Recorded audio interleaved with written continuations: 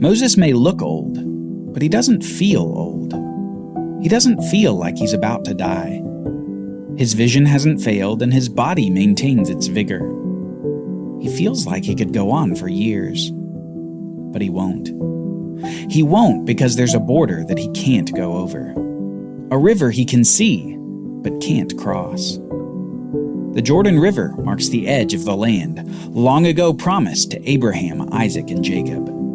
The land that has been the great destination of this wandering nation, the great hope that had sustained them through their years in Egypt. Their forefather Joseph had said this long ago to all his brothers sojourning in Egypt. Joseph said to his brothers, "I am about to die, but God will surely take care of you and bring you up from this land to the land which he promised on oath to Abraham, to Isaac, and to Jacob." It was in that hope that Moses had lived ever since he'd led the people out of Egypt 40 years ago. But it was a hope that he became disqualified for. He was among the last of a generation that had rebelled against God. And while they rebelled by refusing to enter the promised land, Moses rebelled by disobeying God at Meribah. There would be only two from that generation who would enter the land of Canaan: Caleb and Joshua, the two spies who had entered the land and brought back a good report to the congregation. God would allow them to enter, but no one else from the older generation. Joshua, though, would be allowed to do more than merely enter the land. Joshua would lead the people in the place of Moses. The Lord had told Moses that he would not be able to enter, and Moses prayed for the people, as was his practice. We read this in Numbers 27, starting in verse 15. Moses spoke to the Lord, saying, "Let the Lord, the God of the spirits of all flesh, appoint a man over the congregation, who shall go out before them and come in before them, who shall lead them out and bring them in, that the congregation of the Lord may not be as sheep that have no shepherd." So the Lord said to Moses, "Take Joshua, the son of Nun, a man in whom is the Spirit, and lay your hand on him. Make him stand before Eleazar the priest and all the congregation, and you shall commission him in their sight. And you shall invest him with some of your authority, that all the congregation of the people of Israel may obey." And Moses did as the Lord commanded him. He took Joshua and made him stand before Eleazar the priest and the whole congregation, and he laid his hands on him and commissioned him as the Lord directed through Moses. Despite Moses' physical state, with clear vision and able body, he was soon to die in the wilderness overlooking the land of Canaan. Joshua, his assistant, and the leader of many battles through their wanderings, would be the new leader of Israel. But before Moses dies, many groups of the people come to him for final requests and judgments. 3 of the many groups who come to him are people from 3 of the 12 tribes of Israel, the tribes Reuben, Gad, and Manasseh. And they come with a request that horrifies Moses. We read this in Numbers 32. Now the people of Reuben and the people of Gad had a very great number of livestock, and they saw the land of Jazer and the land of Gilead, and behold, the place was a place for livestock. So the people of Gad and the people of Reuben came and said to Moses and to Eleazar the priest and to the chiefs of the congregation, "If we have found favor in your sight, let this land be given to your servants for a possession. Do not take us across the Jordan River." The people of Reuben, Gad, and as we find out in a later passage, Manasseh, have decided that they like the areas around where they have been encamped. They see that it's good land for livestock, and they figure that since the people around here have been defeated, why not just settle down here? But Moses' mind can't help but immediately go back to the rebellion at Kadesh nearly 40 years prior.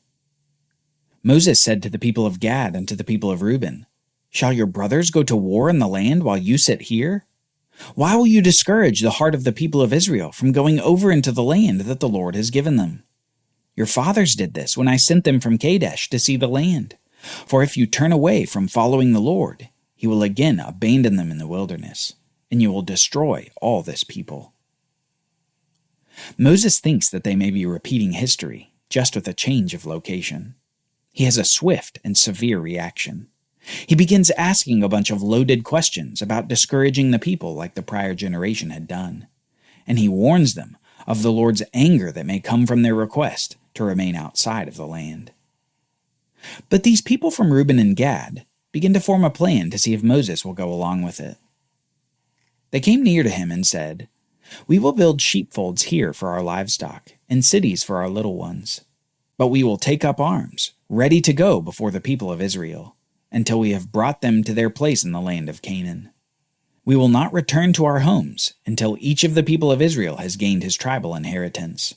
For we will not inherit with them on the other side of the Jordan and beyond, because our inheritance has come to us on this side of the Jordan, to the east." The people of Reuben and Gad propose this. First, they will build fortifications for their families and livestock.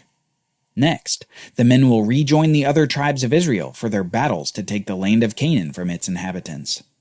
And finally, they will return to their lands outside of Canaan, foregoing any land that would have gone to their tribes in the promised land.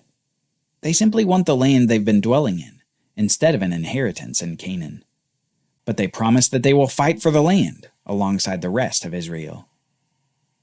So Moses said to them, "If you will do this, if you will take up arms to go before the Lord for the war, and every armed man of you will pass over the Jordan before the Lord, until he has driven out his enemies from before him, and the land is subdued before the Lord, then after that you shall return and be free of obligation to the Lord and to Israel, and this land shall be your possession before the Lord. But if you will not do so, behold, you have sinned against the Lord, and be sure that your sin will find you out. Build cities for your little ones, and folds for your sheep, and do what you have promised." And the people of Gad and the people of Reuben said to Moses, "Your servants will do as my Lord commands." The deal has been struck. Reuben, Gad, and part of Manasseh will get property outside of Canaan, but they must fight alongside Israel until the land has been effectively conquered. Don't forget this deal, and don't forget that Israel's territory will be split by the Jordan River. This becomes especially important in a conflict to come. But not before conflict with the people dwelling in the land of Canaan.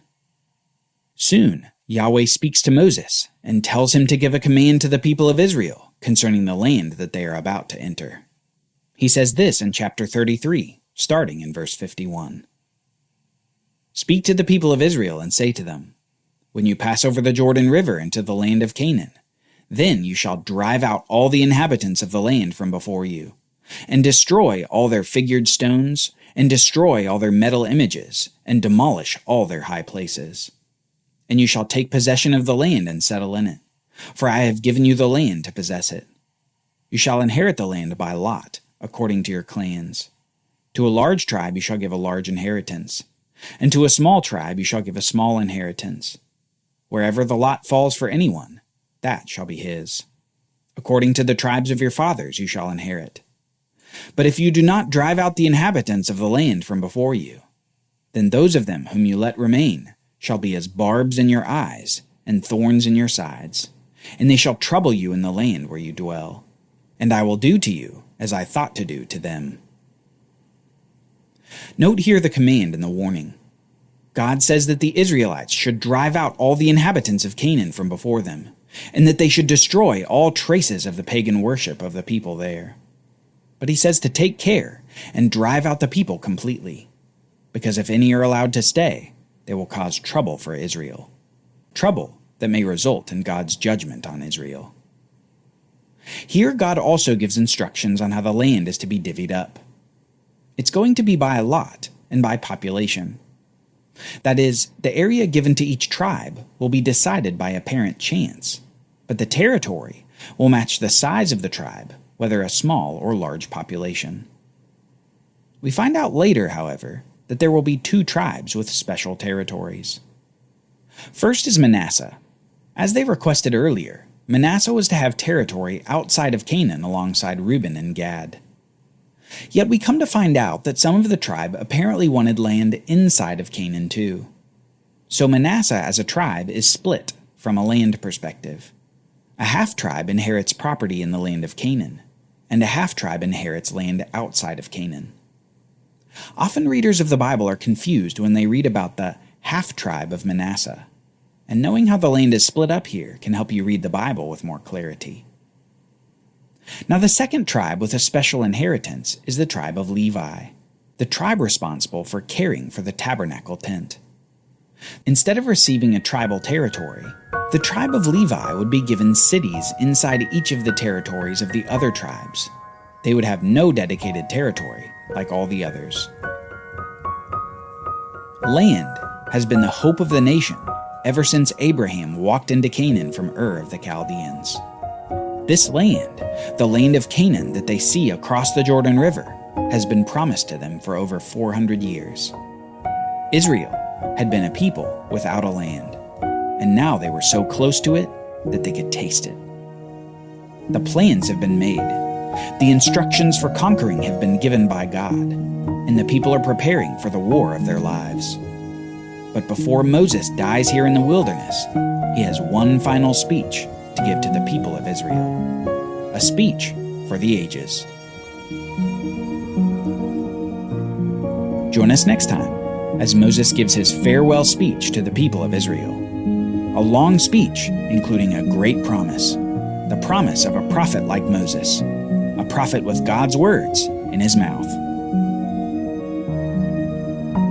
For Bible readings, reflection questions, and quizzes, don't miss the Bible Brief app.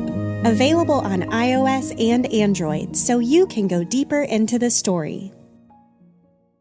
The Bible Brief is a project of the Bible Literacy Foundation, a nonprofit dedicated to helping you learn the Bible. Give to support the Bible Brief by visiting BibleBrief.org or tap the Give link in the show notes.